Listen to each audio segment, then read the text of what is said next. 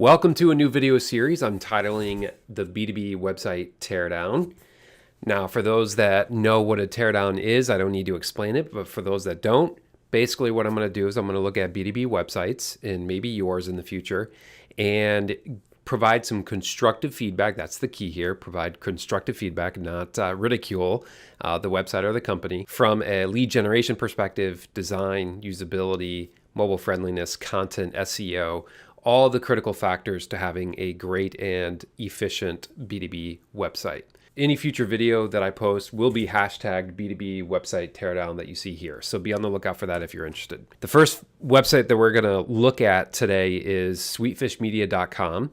Now, James Carberry, the owner of Sweetfish, has given me permission, so he knows that this is coming. Another caveat to this, full transparency, is my agency ProtoFuse is in the middle of revamping the website. So we know all these issues very intimately. So I just wanted to pick a couple. This seemed to be the easiest one to kind of start off this video series. So let's go ahead and get right into it. I am going to stay right here on the homepage. One of the things that you may or may not notice is navigation. Where is the navigation? Now, something super critical and fundamental to both B2B and B2C websites, no matter what industry or vertical you're in, is making sure that the navigation is visible and it's obvious and they can navigate and they can look at your products and your services and get to your content. As you can see here, there is no navigation. There's not even a little hamburger menu, the three little lines here in the top right-hand corner.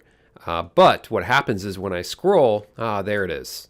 The menu then gets presented on the top right-hand side. You may have seen this on other websites where the menu is hidden until there's some sort of scrolling function, or like I mentioned, the hamburger menu is how you access the full menu. Now, Nielsen Norman Group, who are kind of the talking heads in research-based user experience, I respect them and the research. They wrote an article a couple years ago titled "Hamburger Menus and Hidden Navigation Hurt UX Metrics." Synopsis of the research was discoverability is cut almost in half by hiding a website's main navigation. So also task time is longer and perceived task difficulty increases.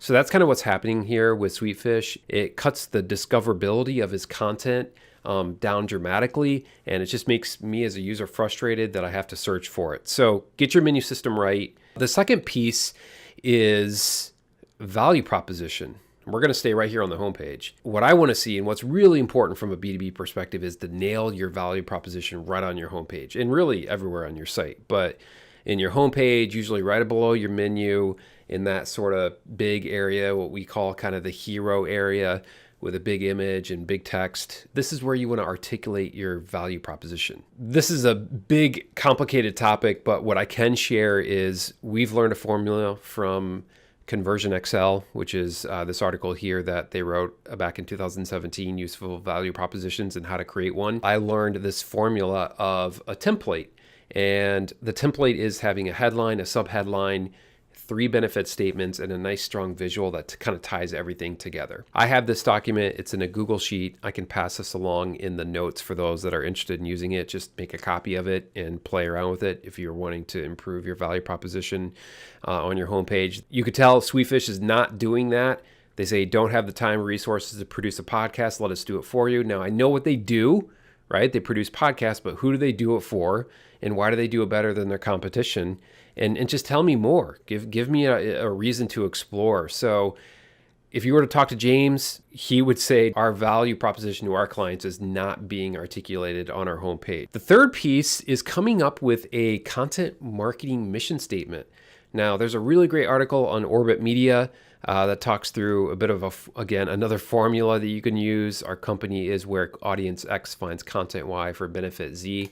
There's another article off of the coschedule.com website in their blog titled How to Write a Mission Statement for Your Blog.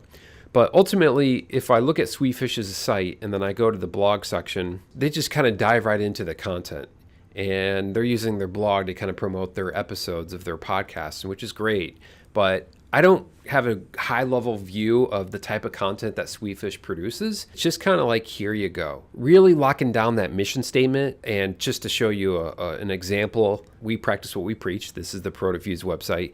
And you can see on the blog homepage, we've put, here you'll find easy to understand and actionable insights to help your B2B technology company improve its digital marketing. right? And then we elaborate a little bit more on that. So people understand the content that's on our blog. This is what it's for. This is its purpose. And this is what they're gonna get out of it. That's it for the first teardown. One was a bit of a usability issue with the hidden navigation. Second was the more of a messaging and a content with the value proposition. And then the third was, again, more messaging, content related, focusing on that blog mission statement. So there you go. B2B website teardown number 1 complete. If you'd like for me to kind of dissect your own B2B website, I'd be happy to take a look at it and provide some feedback. Just let me know.